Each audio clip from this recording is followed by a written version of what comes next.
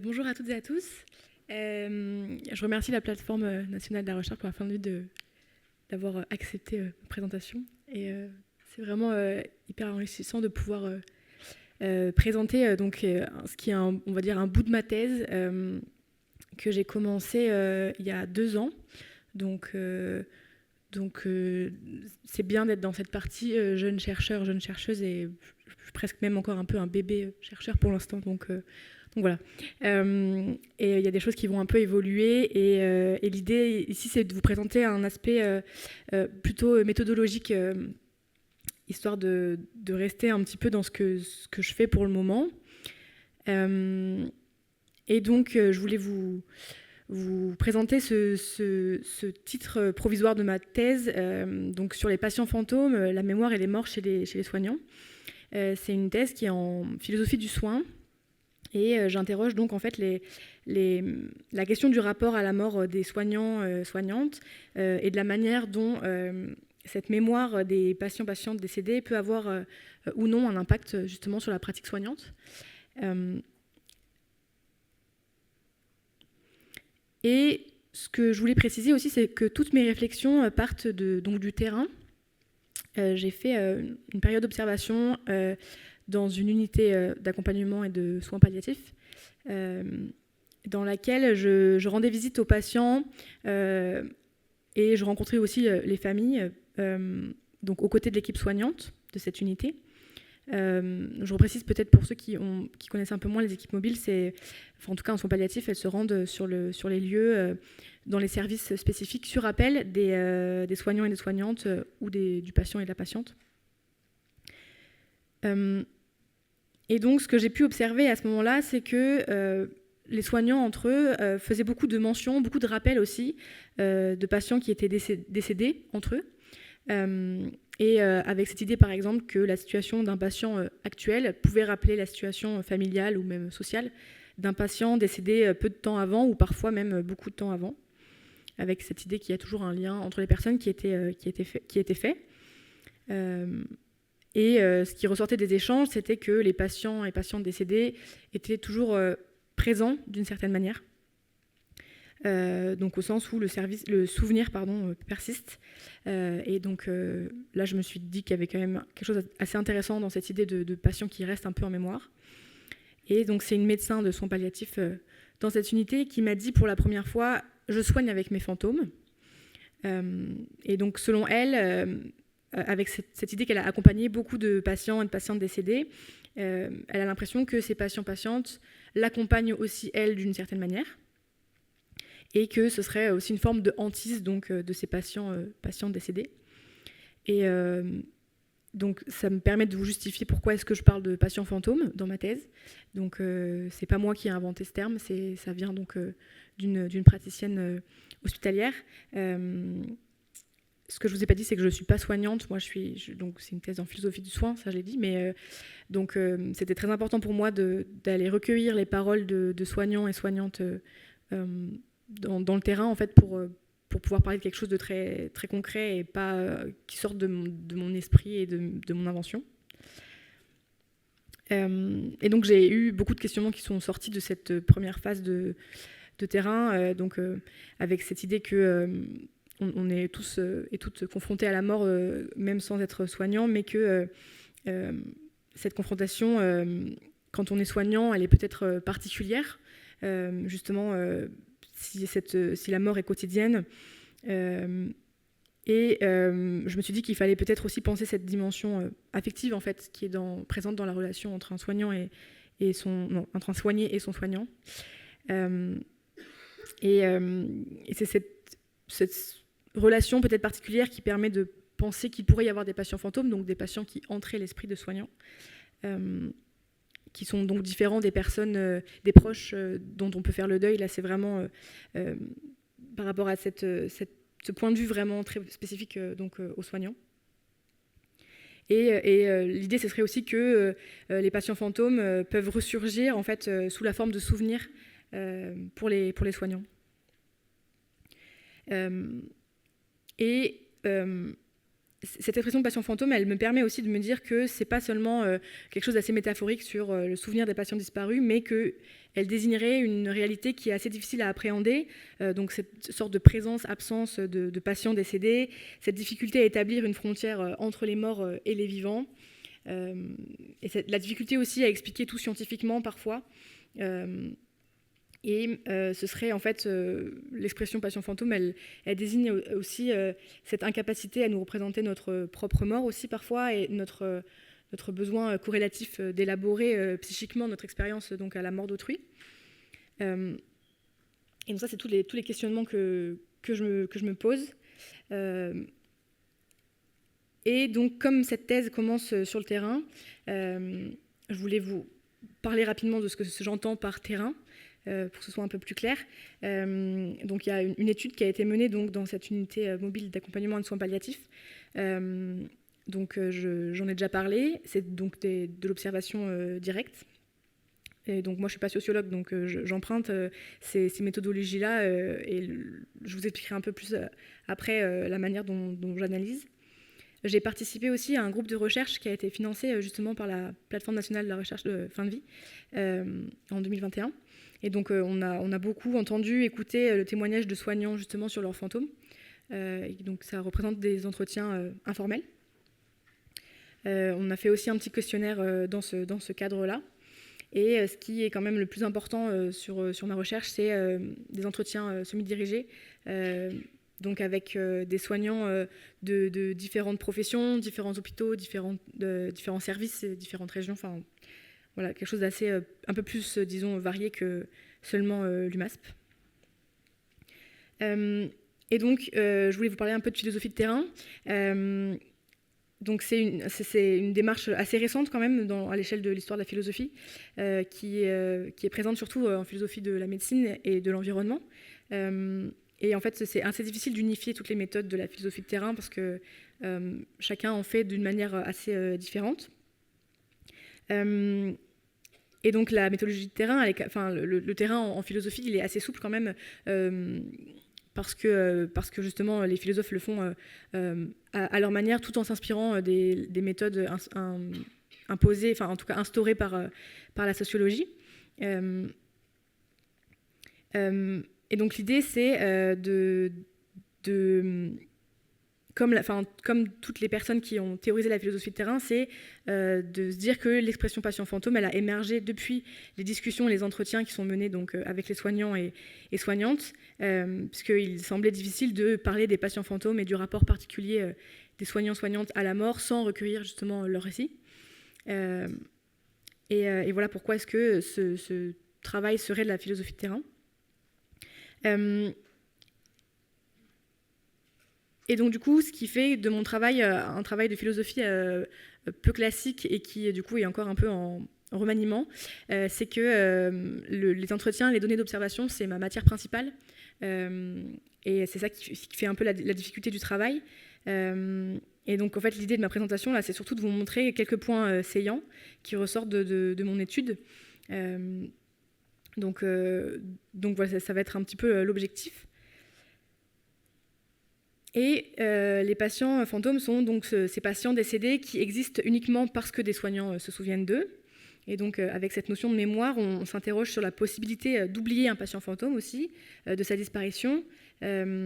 Donc la mémoire, c'est cette représentation de notre passé. Et il semble vraiment que le terme représentation corresponde en tout cas à ce que j'entends par patient fantôme, puisque ce sont des images qui restent et que l'on se représente. Et donc en se concentrant sur la manière dont la mémoire fonctionne, donc elle enregistre, elle stocke, elle rappelle les informations ou des représentations. Et en fait, les patients fantômes seraient donc des souvenirs de patients que les professionnels ont enregistrés, stockés lorsqu'ils les accompagnaient et dont ils se rappellent après leur mort. Et donc pendant mes entretiens, je commençais par demander aux soignants et aux soignantes de me raconter le récit d'un patient. Je pars toujours d'un récit qui les a donc particulièrement marqués. Et ensuite, je leur demandais aussi de réfléchir à des critères, c'est-à-dire je leur demandais pourquoi est-ce que vous vous souvenez de certains patients et d'autres pas du tout. Et donc je voulais vous présenter quelques critères qui ressortaient de mes entretiens, ce qui serait une sorte de grand résumé en fait de ce qui sort de mes entretiens. Donc il y a l'idée de la création d'un lien, et ça c'est les petites phrases entre guillemets, à chaque fois ce sont les verbatims des soignants, donc l'idée d'affinité, d'histoire qui se crée. Parfois cette idée aussi de quelque chose de personnel qui se tisse donc entre le soignant et son soigné.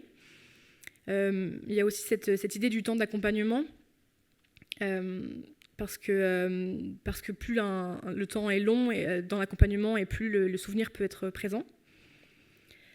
L'idée de l'âge aussi, donc une soignante qui parle des jeunes de 18-20 ans qui la marquent particulièrement. La question des lieux est importante aussi. Et l'idée d'une famille qui peut être marquante, ça c'est donc une personne qui m'avait dit « j'ai en mémoire des proches, mais je ne sais pas avec quels patients ils vont ». Donc l'idée que la famille joue aussi dans ce critère de patient fantôme. L'idée de la responsabilité aussi, ça c'est assez présent. Donc c'est une kiné qui m'a dit on a un patient qui est malheureusement décédé suite à une fausse route après une erreur de soins. Donc là on peut comprendre que le souvenir peut être qualifié peut être une hantise véritable. L'idée de la brutalité du décès aussi, quand quelqu'un rentre suite à un accident de voiture et qu'on n'arrive pas à réanimer, c'est des décès un peu plus brutaux. L'idée de la violence de la situation aussi, ça c'était des mots violents d'une famille à l'égard du patient qui s'accrochait et la famille n'en pouvait plus et voilà, le soignant disait qu'il gardait tout en mémoire. Pardon pour les problèmes de présentation. Donc l'accompagnement extraordinaire aussi. Donc là, je vous lis, la personne qui m'a le plus marqué, c'est un monsieur qui est mort dans mes bras.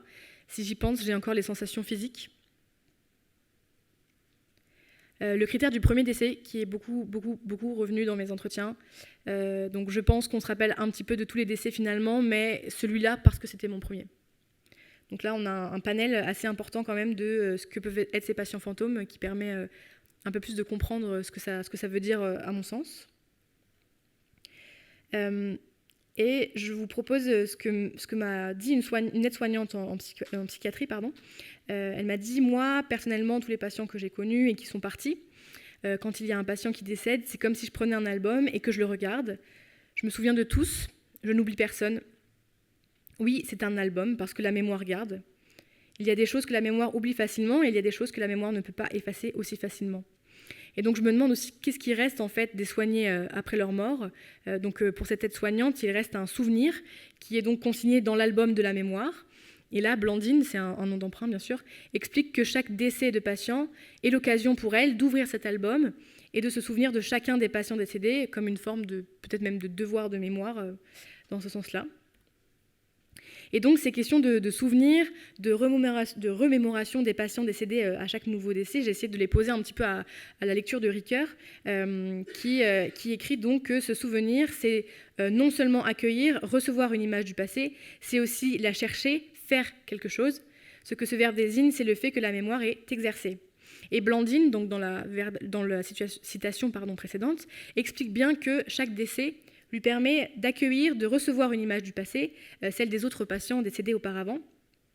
Et Ricoeur, il ne parle pas des patients décédés avec les images du passé, il parle plutôt d'événements, mais il semblerait que l'on puisse apporter ces réflexions sur le terrain de la santé. Est-ce que les soignants cherchent à se souvenir de leurs patients décédés? Est-ce qu'ils le cherchent vraiment? Qu'est-ce qu'ils font de ces souvenirs? Et est-ce qu'il faudrait en fait que les soignants fassent cet exercice de mémoire pour se souvenir de tous leurs patients? Et certains soignants semblent justement ne pas avoir besoin de chercher l'image du passé. Elle est présente, ils n'ont pas le choix. Et ça, c'est ce que m'a dit une infirmière en soins palliatifs pédiatriques. Voilà, ces souvenirs de mort, ils nous jalonnent et nous accompagnent tout au long de notre carrière. En tout cas, pour nous, ils sont toujours là, même s'il n'y a pas d'idée surnaturelle. Mais voilà, ils font partie de nous, et on en parle, et on en rit, et on en pleure. Voilà. Voilà comme si les professionnels de santé ne pouvaient pas contrôler ces patients fantômes et ne pouvaient pas contrôler donc leur mémoire d'une certaine manière. Et donc, les patients fantômes indiquent la présence de quelque chose d'absent, et c'est vraiment tout le paradoxe de l'expression. Et de même, chez Ricoeur, la mémoire et l'imagination relèvent de la problématique de la présence de quelque chose d'absent. Et donc, Ricoeur se positionne contre une conception du souvenir comme simple image de l'imagination. Il tente en fait de distinguer l'imagination qui fantasme et la mémoire qui se rappelle, ou plutôt qui rappelle ce qui a véritablement été. Et donc, si l'on suit cette distinction de Ricoeur, on peut se demander si les patients fantômes sont de l'ordre de la mémoire ou de l'imagination. Les soignants qui témoignent de ce souvenir de leurs patients décédés indiquent que les patients fantômes attestent de leur existence passée et seraient ainsi de l'ordre de la mémoire. Et cela me permet de faire une transition vers une autre partie, c'est-à-dire que l'expression même patient fantôme semble quand même être du domaine de l'imagination, avec ce terme de fantôme, et en tout cas de quelque chose d'assez irréel, et il pourrait être issu de l'imagination des professionnels de santé en ce qu'elle construit une image des patients décédés qui peut-être différer en fait de leurs souvenirs. Et donc les patients fantômes sont des images de mort, ce qu'il reste après un décès, une trace. Et donc une image, selon les définitions, en tout cas en philosophie, c'est une représentation mentale d'une perception précédemment éprouvée. Et le patient fantôme, c'est ainsi la représentation mentale, après le décès, de la relation de soins entre le patient et son soignant. Et l'expression qui permet donc d'évoquer la manière dont le soignant perçoit les choses comme sujet est empreinte de subjectivité. Le patient fantôme se donne en l'absence du patient. Et donc on peut se demander quel statut ces images ont. Et on peut aussi essayer de définir ce que serait l'imagination, donc comme la capacité à se représenter une chose absente. Donc en fait, on voit qu'elle peut jouer un rôle dans la relation soignant-soigné. Et on pourrait aussi même faire le postulat que la relation de soins se poursuit après le décès du patient. Le soignant en fait apporte au soigné un soin, un traitement, une écoute, mais qu'apporte le soigné au soignant dans l'autre sens? On peut se demander donc ce qui demeure après le décès du patient. Et peut-être que le soigné justement continue d'apporter quelque chose au soignant. Et il faudrait aussi se demander qu'est-ce que c'est ce quelque chose? Est-ce que c'est positif? Est-ce que c'est négatif? Et donc si les soignants se souviennent de certains des patients décédés, on est en droit de se demander s'ils continuent justement à vivre dans leur esprit et sous quelle forme. Et donc le décès des patients pourrait peut-être avoir un effet donc, sur le psychisme des soignants. Et donc dans l'imagination, Ricoeur définit justement l'imagination comme, il définit l'image comme une évocation abstraite de choses absentes, mais sans le support d'une photographie, d'un tableau, d'une peinture, d'un dessin ou d'un diagramme. Et donc ce serait une image mentale. Il s'agit de quelque chose de simplement mental, dit Ricoeur. Et les patients fantômes sont, en tout cas c'est mon hypothèse, de cet ordre-là. Puisqu'ils sont fantômes, ils sont absents. Et leur présence a un statut particulier. Et ils ne sont que parce que des soignants se souviennent d'eux. Et donc, on pourrait se demander s'il est possible de placer les patients fantômes sur cet axe. C'est un axe qui a été tracé par Ricoeur donc, dans son ouvrage L'imagination, qui est issu de ses cours. Et donc, je me suis demandé si les patients fantômes pouvaient être du côté de l'hallucination, en bas à droite. Mais ma recherche de terrain, en tout cas, m'a indiqué qu'aucun soignant ne disait voir vraiment ces patients errer dans les couloirs. Donc, j'ai éliminé cette hypothèse-là. On peut se demander si les patients fantômes sont du côté de la fiction, en haut à droite. J'étudie donc des récits de patients fantômes, mais ils viennent vraiment en fait, d'un souvenir qui est donc d'un patient réel. Je me suis demandé aussi si ces patients fantômes pouvaient être du côté du tableau, en haut à gauche, puisque les soignants décrivent parfois très précisément ces patients décédés. Et ce que j'ai fini par me dire, c'est que les patients fantômes sont plutôt entre la trace en bas à gauche et l'image mentale qui est donc au point de rencontre des deux axes. La trace, elle se trouve vraiment du côté de la présence en fait, sur l'échelle de Ricoeur. Et il semblerait que les patients fantômes ne soient pas tout à fait les patients, puisque justement ils sont un souvenir, mais que ce souvenir dit quelque chose de cette présence. Et étymologiquement, le patient, c'est celui qui pâtit, qui souffre, et le soignant accompagne cette souffrance et tente de la soulager, c'est son rôle en tant que professionnel. Mais le patient fantôme, lui, ne peut plus souffrir, puisqu'il est décédé. Il n'en reste donc que son souvenir. Et l'expression patient fantôme, elle évacue nécessairement la dimension du subir étymologique dans le mot patient. Donc je me demande si le patient fantôme, il ne peut pas aussi devenir un acteur dans ce cas-là. Des soignants affirment donc que leur patient fantôme les accompagne, comme je vous disais au tout début sur la soignante qui m'a parlé en premier du terme fantôme. Et donc ces soignants gardent à l'esprit les patients fantômes pour ne pas commettre à nouveau ce qu'ils considèrent comme des erreurs du passé, parfois. C'est-à-dire des fautes professionnelles ou alors même des échecs dans leur mission soignante. Et je me demandais du coup si le patient fantôme peut devenir sujet des actions et si les morts peuvent encore agir sur les vivants. À ce titre-là, j'étudie un peu des ouvrages de Vincent Després, si jamais vous connaissez, si ça vous intéresse. Et je me demande si justement ces patients fantômes sont encore source de souffrance, ou s'ils constituent un poids pour les soignants dont ils hantent l'esprit et la mémoire. Et les patients fantômes sembleraient donc faire partie des accompagnements des professionnels de santé. En fait, les soignants interrogés, la plupart, disent que les patients fantômes peuvent être vus comme des guides, des accompagnants ou parfois même des garde-fous. Donc il y aurait l'idée de quelque chose qui continue après le décès des soignés. Et on se demande, je me demande en tout cas si ce qui continue, c'est la relation thérapeutique. Est-ce qu'il n'y a pas quelque chose qui s'inverse aussi dans l'idée que les soignés viendraient aider les soignants à ne pas refaire les erreurs, etc. Et pour terminer, je voulais vous citer ce que m'a dit une psychologue. Donc, ce sont des beaux moments où il se passe des trucs qui nous échappent, en fait, dans la mort et dans tout ce process. Et même après qu'il soit mort, il se passe des trucs. Donc, l'idée, avec cette thèse, cette réflexion, c'est peut-être d'admettre qu'il y a des choses qui échappent en fait à notre compréhension, que l'on ne comprendrait pas, avec ce statut paradoxal du fantôme qui est mort, mais qui est encore vivant dans la mémoire des soignants. Et je vous remercie.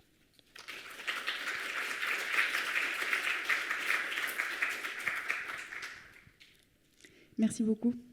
Est-ce qu'il y a des questions ?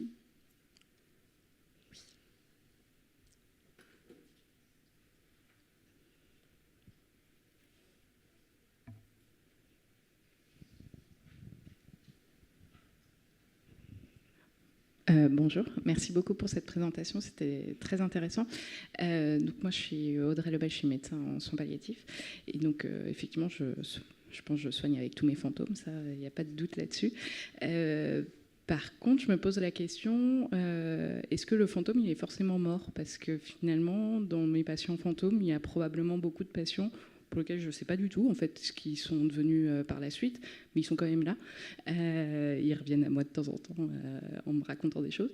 Et du coup, voilà, je voulais vous poser la question. Qu'est-ce qui a posé le postulat du fait que le patient fantôme il est forcément mort dans votre travail?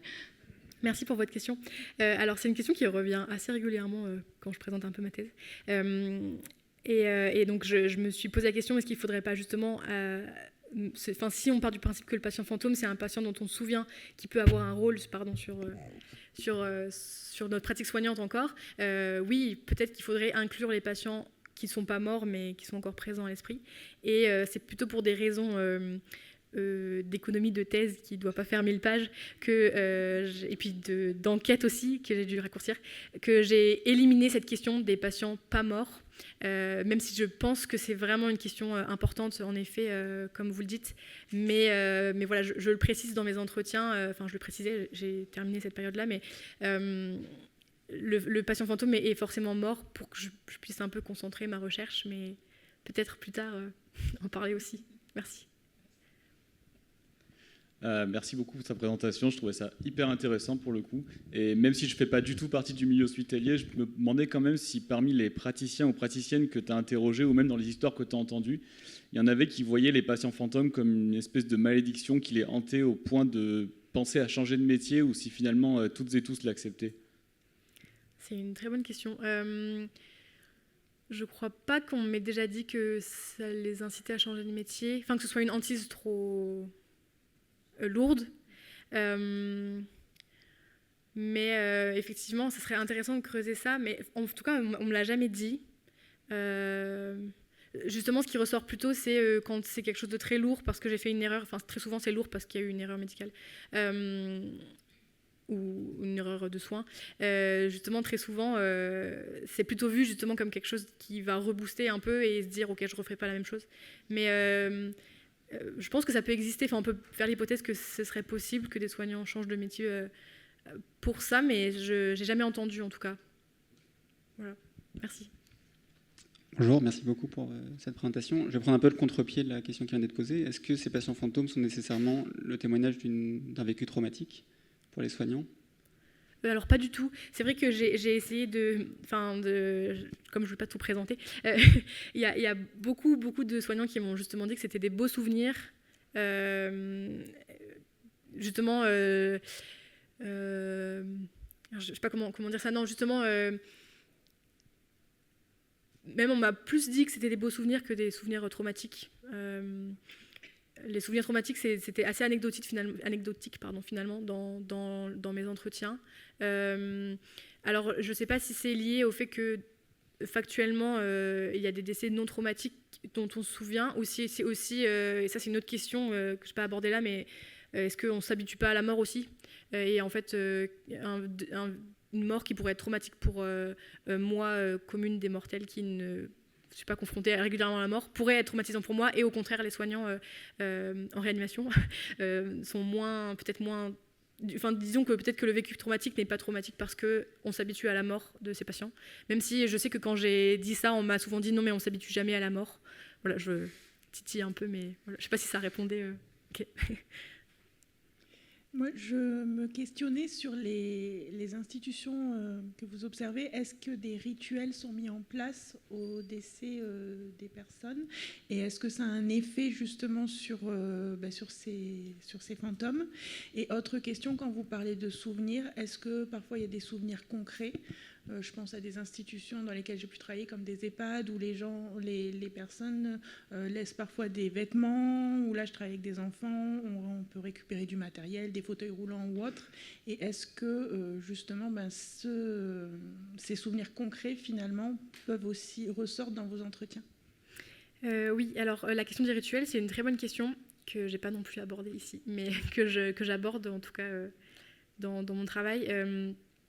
On m'a beaucoup parlé de rituels et ils sont souvent, dans ce qu'on m'a raconté en tout cas, pas forcément trop dits. Enfin, je sais pas comment dire, mais le service sait qu'il y a des rituels et les exploite, mais n'en parle pas forcément à l'extérieur. Et juste moi, comme je viens un peu creuser, on m'en parle, mais ça peut être. On m'a parfois dit que dans un service, on laissait toujours une bougie allumée à l'intérieur de la chambre d'un patient quelques jours après le décès, au cas où, si jamais l'âme du mort a besoin de retrouver son chemin. Enfin, voilà, on m'a dit des choses comme ça. C'est pour ça que je vous dis que c'est pas trop dit, parce que c'est souvent de l'ordre de la croyance, tous ces rituels-là. On m'a aussi dit beaucoup, mais je ne sais pas si c'est toujours faisable dans les services, mais que certains services laissaient une chambre inoccupée pendant un jour, histoire qu'il y ait un peu une pause et qu'on n'ouvre pas la porte en disant ça va être Madame X, et en fait, non, pas du tout, c'est un monsieur, etc. Je sais qu'il y a dans la logistique des services, parfois c'est impossible. Ça, c'était concernant les rituels. Et par rapport aux souvenirs matériels, oui, on m'a parfois parlé de cadeaux qui ont été faits des patients aux soignants et que les soignants n'ont pas jetés et qu'ils gardent, mais c'est jamais pesant non plus, c'est plutôt un beau souvenir en fait. Je ne sais pas si ça répond aussi. Merci beaucoup pour votre présentation. Je vous ai trouvé vraiment inspirante, puis je vais suivre vos travaux. Je me pose une question, avec mon accent, vous savez qu'au Canada, j'ai mené une étude il n'y a pas très longtemps sur les intervenants et l'impact de la mort et du décès dans leur vie. Et les résultats sont peut-être moins positifs que ce que vous rapportez.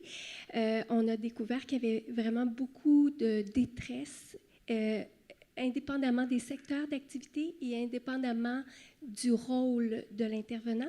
Et j'aurais aimé vous entendre à savoir, est-ce que vous pensez que les données que vous nous présentez peuvent dépendre aussi de l'endroit où ils travaillent? Est-ce que le contexte des soins peut expliquer, selon vous, la portée parfois positive ou non de... C'est une bonne question. Ça rejoint l'idée que quand j'ai commencé ma thèse, je me suis dit c'est sûr que les patients fantômes sont des casseroles qu'on traîne derrière nous, c'est horrible, etc. Et en fait, donc j'ai bien fait de faire cette recherche de terrain qui m'a montré un peu l'inverse. Et alors je ne sais pas si c'est lié au service, je pense que...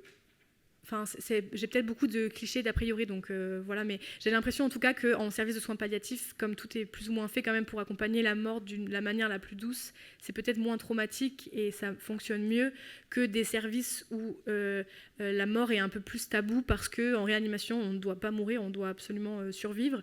Et donc je pense que ça peut être lié, mais ça c'est juste des hypothèses, enfin voilà, je ne sais pas très fondé ce que je dis, c'est disons ce que j'ai l'impression en tout cas. Et il y a aussi quelque chose qui joue, dont j'essaie de parler dans ma thèse, c'est la formation médicale aussi, enfin médicale et soignante en général. On ne parle pas trop de la mort dans les formations en France, en tout cas de ce qu'on m'a dit, peut-être que ça évolue, mais et donc ça peut jouer aussi le fait de ne pas avoir été formé à être confronté à la mort, ce qui fait que du coup en soins palliatifs on a été plus formé, donc c'est peut-être plus facile. Voilà, ça rejoint un petit peu. Et alors je voulais dire autre chose, mais je me souviens plus, donc comme je sais que le temps court, si on en discutera peut-être après. Du coup, je me permets aussi une question. Merci pour ta présentation. Je voulais te demander, est-ce que tu as eu justement des récits avec des patients fantômes, donc très importants, dans un contexte de mort collective, comme les attentats, le Covid, parce qu'on pourrait croire aussi que, vu qu'il y a moins de temps avec les patients et plus de morts justement à ce moment-là, il y a peut-être moins le temps justement de cette singularité aux patients. J'ai jamais... Non, on m'a pas parlé du tout du contexte de mort collective. Pourtant, c'était assez... Enfin, j'avais l'impression que j'allais en parler et non. Donc, oui, voilà, désolée. C'est un peu une impasse. Justement, la non-réponse est intéressante. Oui, la non-réponse, peut-être que soit j'ai pas trouvé où aller chercher, soit justement, c'est pas un sujet. Je sais pas. Et du coup, j'ai retrouvé ce que je voulais dire concernant pourquoi est-ce que dans ma recherche, on dirait que c'est très positif. Je pense aussi que les soignants qui ont accepté de répondre à mes entretiens sont des soignants qui sont touchés par la question et dont le terme patient fantôme leur faisait pas trop peur et se sont dit ça peut être intéressant d'en parler. Et justement, notamment une infirmière qui m'a dit qu'elle était extrêmement touchée, elle adorait ce terme patient fantôme, ça avait révolutionné sa manière de pratiquer parce que justement, elle considère vraiment ces patients comme des patients fantômes. Et à l'inverse, d'autres soignants de son service ne sont pas du tout d'accord et peut-être qu'ils sont juste moins sensibles à la question. Et c'est peut-être pour ça que moi, c'est présenté très positivement parce que tous les soignants qui m'ont répondu, qui ont répondu à mes questions étaient OK avec mon terme. Voilà, je ne sais pas si ça répond, mais...